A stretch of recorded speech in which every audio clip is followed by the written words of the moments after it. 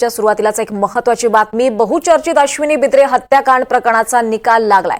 अश्विनी बिद्रे हत्याकांड प्रकरणी आरोपी अभय कुरुंदकरला जन्मठेपेची शिक्षा सुनावण्यात आली आहे। तर कुंदन भंडारी आणि महेश फळणीकर यांना कोर्टाने 7 वर्षांची शिक्षा सुनावली आहे। पनवेल सत्र न्यायालयाने निकाल दिलाय। आत्ताची महत्त्वाची बातमी आपण पाहतोय। बहुचर्चित अश्विनी बिद्रे हत्याकांड प्रकरणाचा निकाल हाती आलाय। अश्विनी बिद्रे हत्याकांड प्रकरणी आरोपी अभय कुरुंदकरला जन्मठेपेची शिक्षा सुनावण्यात आली आहे। तर कुंदन भंडारी आणि महेश फळणीकर यांना कोर्टाने 7 वर्षांची शिक्षा सुनावली आहे। या संदर्भात अधिक माहिती घेऊयात। आपल्यासोबत आपले प्रतिनिधी महेश बागल आहेत। महेश, काय अपडेट्स? नक्कीच 9 वर्षापूर्वी घडलेल्या अश्विनी बिद्रे हत्याकांड प्रकरणी आता पनवेल सत्र न्यायालयाने निर्णय दिलेला असून यातील मुख्य आरोपी अभय कुरुंदकरला जन्मठेप तर त्याचे सहकारी कुंदन भंडारे आणि महेश फळणीकर यांना 7 वर्षाची शिक्षा पनवेल सत्र न्यायालयाने सुनावलेली आहे। अतिशय गुंतागुंतीचं असलेले प्रकरण होतं, ज्यामध्ये ना मृतदेह सापडला होता, ना कुठले पुरावे सापडले होते, ना कुठले हत्यार सापडलेले होते। पण अशातच एका महिला पोलीस अधिकाऱ्याने केलेला चोख तपास आणि सरकारी वकिलांनी कोर्टात मांडलेली भक्कम बाजू यामुळे अखेर या तिन्ही आरोपींना पनवेल सत्र न्यायालयाने शिक्षा सुनावलेली आहे।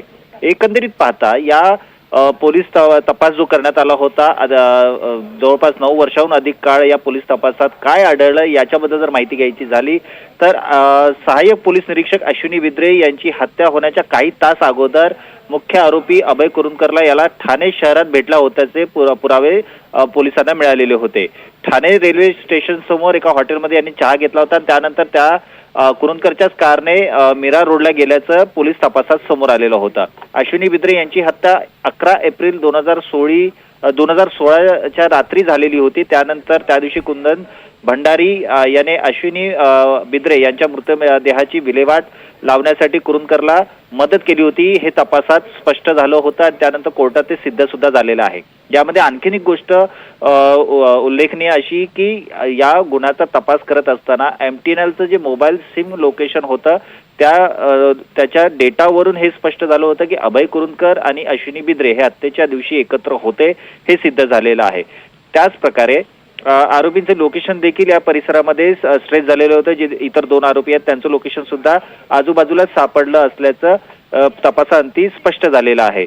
अश्विनी आणि अभय कुरुंदकर यांच्या मोबाईलवरून जे चॅटिंग सुरू होतं त्या चॅटिंगमधून अभय कुरुंदकरचा सहभाग समोर आलेला आहे। अश्विनी यांच्या मोबाईलवरून हाऊ आर यू असा प्रश्न विचारण्यासाठी यू लिहिताना अभय कुरुंदकर वाय हे अक्षर वापरत असल्याचं या तपासांती दिसून आलं होतं आणि हेच कोर्टामध्ये सिद्ध करण्यात आलेलं आहे। हे जे कोडवर्ड वापरण्यात आलेले होते त्यांना डिकोड करण्यात आलं होतं आणि ते कोर्टामध्ये अखेर सिद्ध झालेलं आहे। एकंदरीत पाहता सुरुवातीपासूनच नवी मुंबई पोलिसांनी जो तपास केलेला होता त्यामध्ये अतिशय हलगर्जीपणा बाळगण्यात आला होता, असा आरोप अश्विनी बिद्रे यांचे पती जे आहेत त्यांनी केलेला होता। मात्र त्यांनी जो पाठपुरावा केला होता या संदर्भात तो त्यामुळेच आतापर्यंत या प्रकरणी मोठा खुलासा झालेला आहे आणि सत्तेशेवटी अश्विनी बिद्रे यांच्या ज्यांनी हत्या घडवली होती त्या आरोपींना शिक्षा झालेली आहे। निश्चितच धन्यवाद महेश, आपण दिलेल्या या सगळ्या सविस्तर माहितीसाठी।